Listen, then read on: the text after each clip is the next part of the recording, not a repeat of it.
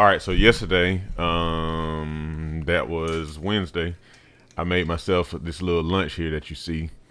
Um, Kind of throwing together a couple of things that I had already around the house, as well as a couple of things I bought from the store real quick. Decently healthy, I figure.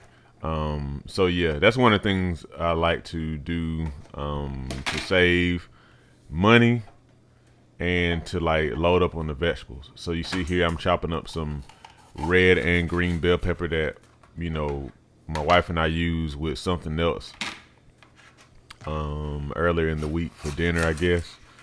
So I'm just kind of you know using this for my lunch. The cool thing is, as you guys watch this, the cool thing is I actually made a ton of this stuff, so it's gonna be my lunch for today too. And I love bell pepper. I love green and red bell pepper.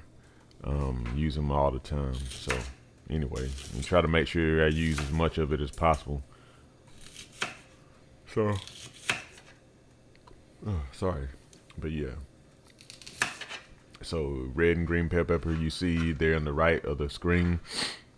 Some canned mushrooms. A lot of people don't like mushrooms. And I'm working on my wife too to kind of get her to. She'll eat them, but she doesn't really care for them. But yeah, I love mushrooms, man. And my 9-year-old and my 4-year-old, both of them like mushrooms too. So all three of us are kind of working on my wife to kind of get her to get with the program. But mushrooms actually are very, they're very good for you in specific ways. A lot of people tend to use them as meat substitutes because of the texture of them. They don't substitute meat for me, but I mean, I get it.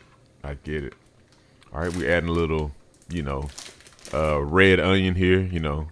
Like many people, I don't really understand why they're not called purple onions because they don't really seem red, but you just kind of go along with, what everybody says, the status quo. But yeah, I love red onion too. I love onions in general. They just add such a good flavor to everything. And you see the colors that we're working with here. You see what's going on around here. So kind of get all that stuff kind of set up and everything. And that was from a leftover recipe too. That's why I got out of that bag. Now we sauteing them in our olive oil in the wok I have over here. Okay, so we're gonna add all that stuff to the wok. And keep in mind, y'all, the stuff that I do, I am not trying to create a cooking channel. I promise you, that is like the least of my desires. All I'm doing is showing you how I throw some quick lunches together. That's all I'm doing, just to kind of show you how easy it is. But I would not be making a cooking show. That is not my thing, even though I do like to cook. All right, so we added the mushrooms, and now you see we got this big old thing of spinach we're gonna add. And I bought this Simple Truth chicken sausage that I saw just to add a little bit of something meaty to chew on or whatever. No nitrates or nitrites or whatever.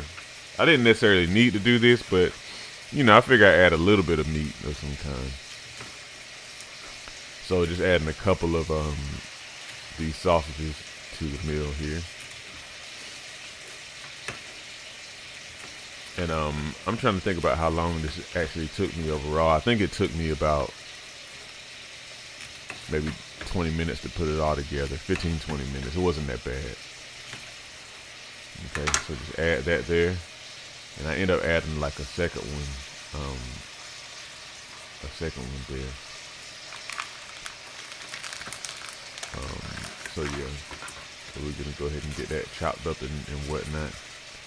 And yes, that spinach you see on the right of the screen, it's a full like bushel of spinach where you can kind of buy it where it's all tied together. But I went ahead and added, I was going to add all of this because as you may know, if you cook spinach, you know that you can have like a whole huge bag of it and then it turns into like a serving size for like a little kid. And I don't know why that happens. Something about how spinach pulls water into it or whatever. But anyhow, that's why I was like, I know I'm going to need all this for what I'm making. Add a little more olive oil as you see here to kind of get it sizzling good. And I'm adding some garlic powder. Love garlic powder. We use that on everything. And a little pink Himalayan salt. We kind of got on this stuff a little recently. You know, it's salt. You know, I just hear that it's a little bit more of a benefit because of the mineral content and whatnot. So add a little bit of that too. And here I'm adding a few pieces of sun-dried tomatoes. I love those. I really love them. Kind of have that slight sweetness to them, and it's a good addition to something that kind of has like a little, you know, maybe you can say like a Italian type of flair to it. So adding those.